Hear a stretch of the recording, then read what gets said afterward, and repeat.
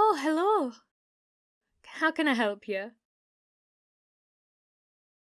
Ah, you're a member of the Noirvale family. In that case, you must be here to pick up those writing supplies. Is that correct? Wonderful. Let me just take a look at the manifest. Oh my, there's quite a bit here. If you don't mind me asking, what is all of this for? Perhaps I could recommend some of our other products to help. Ah, I see. Yes, I have heard that the Noir Vales have fallen on hard times.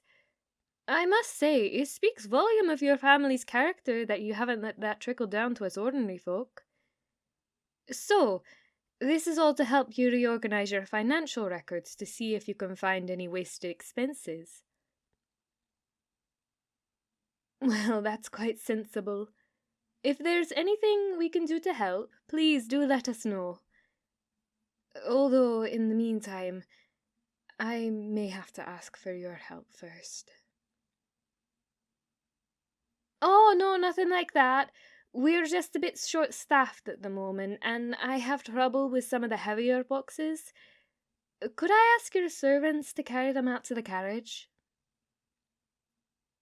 Ah, I see. You have none to spare. Well, that makes sense with your financial troubles. Well then, I hate to ask a noble, but could you help me with them? Thank you, you're so generous. Please, follow me to the back.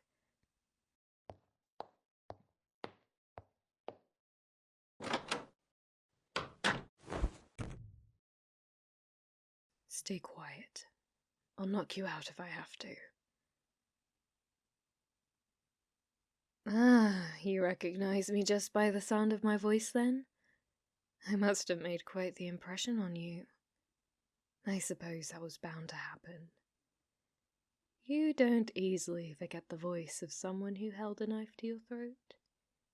I'm glad I decided to disguise it. What do you think of the rest of my disguise? I'm glad it was good enough to fool you. Oh, please, it's not even my best work. One time I had to disguise myself as a literal child. Now that one was a challenge. As for why I'm here posing as a storekeeper, well, there are a few reasons. The first is that I wanted to let you know that I'm still keeping an eye on you. You've done well not to tell anyone about our meeting. But you're starting to get a little bold with your questions about the Blancmont family. Never forget, you mustn't let anyone realize that you and I are affiliated. Not unless you join the Blancmonts.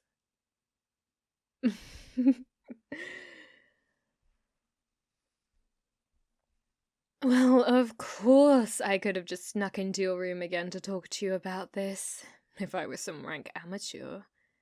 Any decent assassin would ever use the same approach twice. It's a good way to get caught.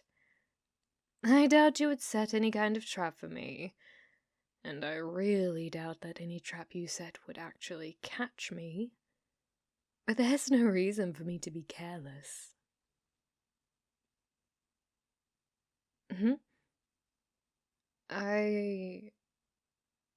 No. I'm afraid I haven't had much luck in finding some other arrangement.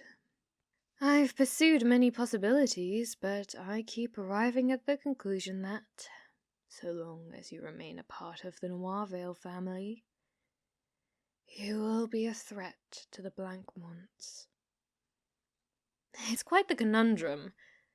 Sometimes I wish that you weren't so competent, but then I realize if that were the case, I likely wouldn't have fallen for you in the first place.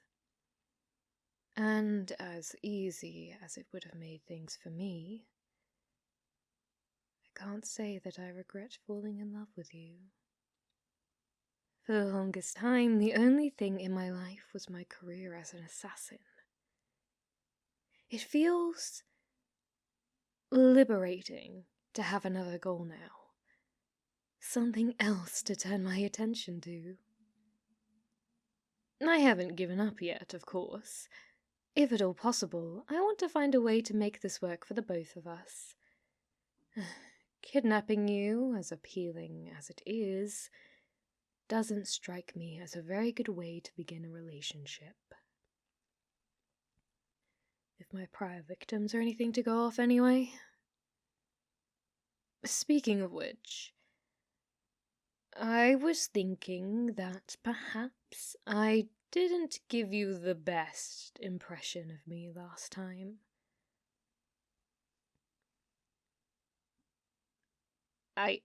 Yes, the death threat was the main issue. It was an empty threat, but I imagine that provides little comfort, doesn't it? I made you feel unsafe in your own home, your own bedroom. That's the sort of thing that can stay with a person. And though I don't see how else I could have done it, that I do regret nonetheless.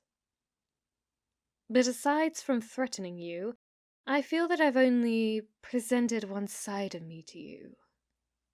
My professional side. I just want you to know that while I am an assassin, I'm not just an assassin. I have other aspects to my personality. I'll confess, even at the best of times, I'm not always especially expressive. When you make a living by killing, you start to feel a bit numb to things. But still, I do like to laugh from time to time, and I have my own pastimes. So, although I'm still looking for solutions, I would like to have the chance to show you a slightly more personable side of me.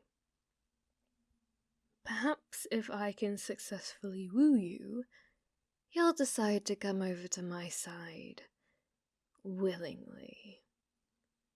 That would solve everyone's problems all at once.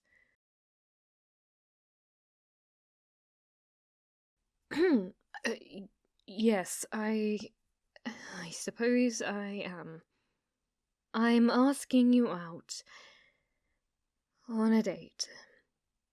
I'm fairly confident that if I am given the opportunity to show you what I can bring to a relationship, you will find yourself drawn to me, as I am to you. So, this is what I was thinking. A week from tomorrow, after the 6th bell has rung, we'll meet in front of the local tavern.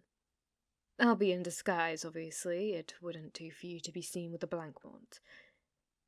When I see you, I'll approach you and say, "You're neither early nor late." That's how you'll know it's me.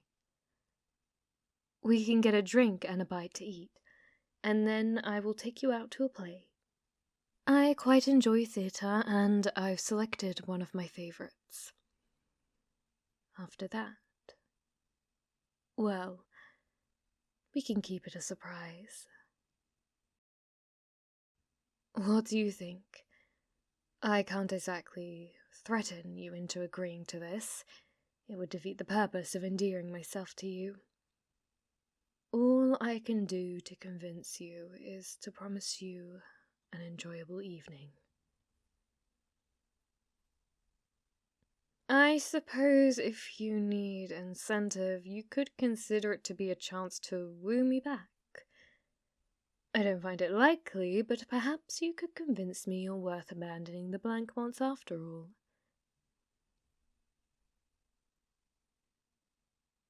Oh, so you don't need convincing, do you? Well, that's quite flattering.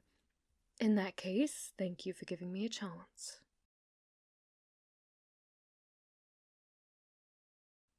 I feel a bit silly. I'm supposed to be a hardened killer, but I felt just a bit giddy that you agreed to a date. Maybe it's because it's new territory for me.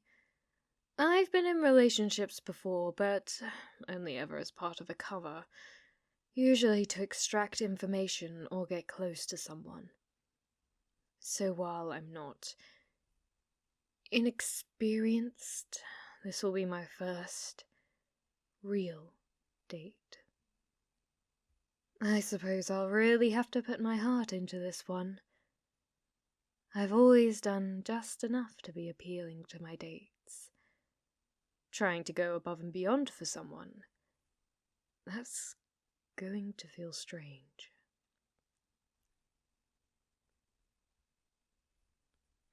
Well, that's sweet. It makes me happy that you feel excited as well. I must say, I wasn't expecting you to be so amiable after last time.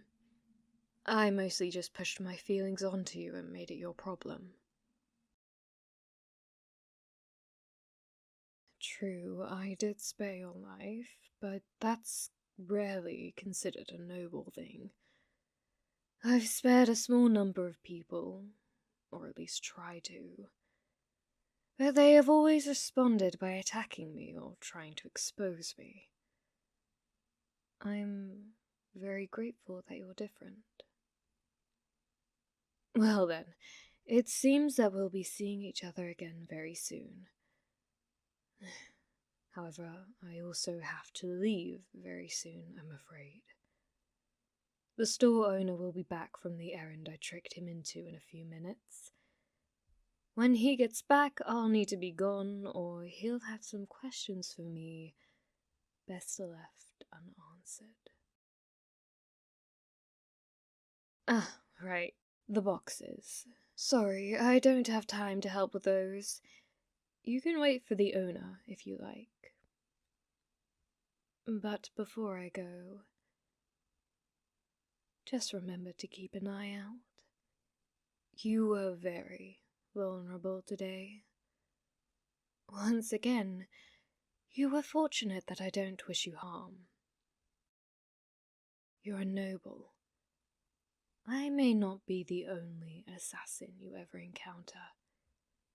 I couldn't stand the thought of you being killed. For now, try not to be alone with strangers. If you really can't spare servants, then find a friend or family member to stick with you. Take care.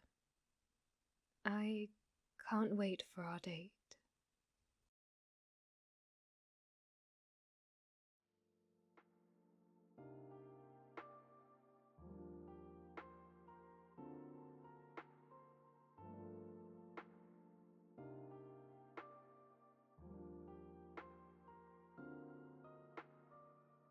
Thank you for listening to my ASMR. If you like this video, please make sure to leave a like and comment about what you liked best. Oh, and please subscribe if you'd like to see more. If you'd like to listen to more right away, I have a playlist dedicated to all my ASMRs. Please consider supporting me on my Ko-fi or with supers, and thank you to those who already have, such as Ouroboros Raw, Just the Mess, Neon 320, Lucky Cherry, and Killmore Combined Zero. I hope you all have a wonderful day or night, wherever you are.